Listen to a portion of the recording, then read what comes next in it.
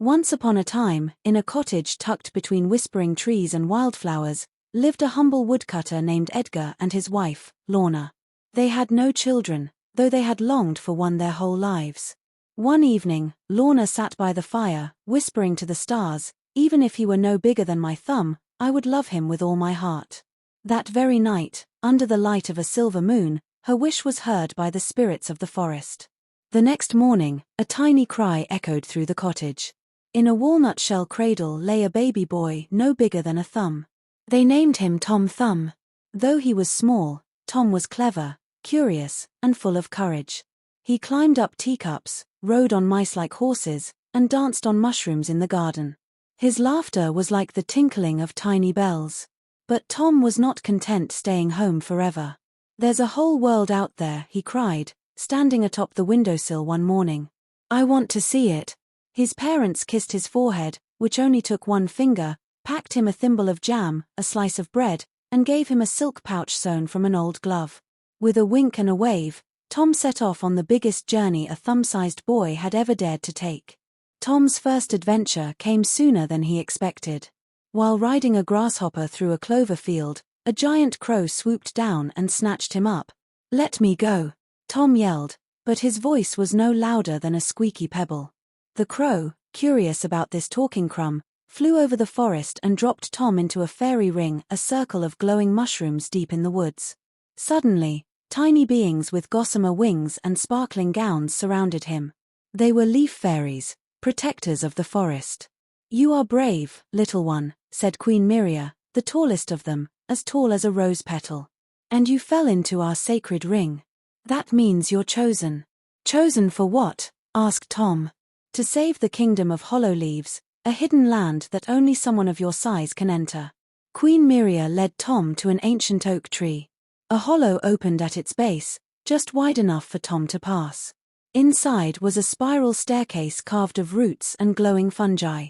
He climbed down into a world of glowing green vines, tunnels lined with bark, and lanterns made of fireflies.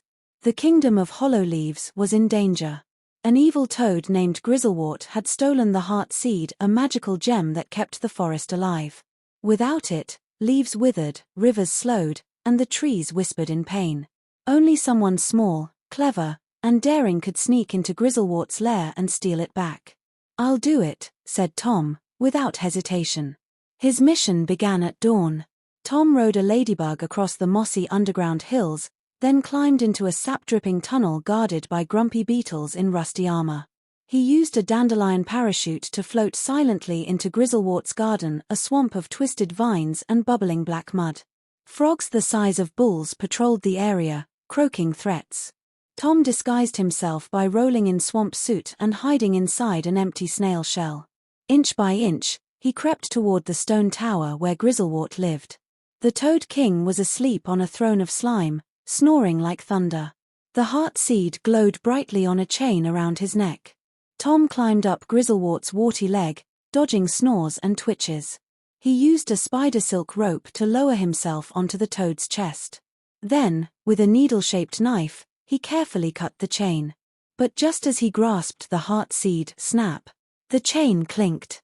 Grizzlewort's eye popped open. "A thief!" he roared. Tom leapt from the toad's belly and dashed through the tower, ducking between cracked floorboards and dodging sticky frog tongues. He slid down a drain pipe, zipped across lily pads, and jumped onto a hummingbird who whisked him into the sky just in time. The forest rejoiced as Tom returned with the heart seed.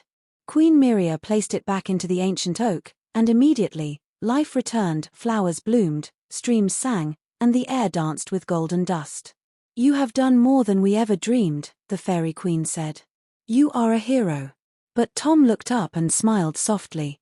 "I think I've seen enough of the world for now. I want to go home." The fairies made him a flying saddle from a petal and summoned a bluebird courier to take him back.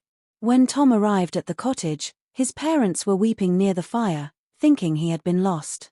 When they saw him, dirty, glowing, alive, Lorna clutched him to her chest, tears falling like rain.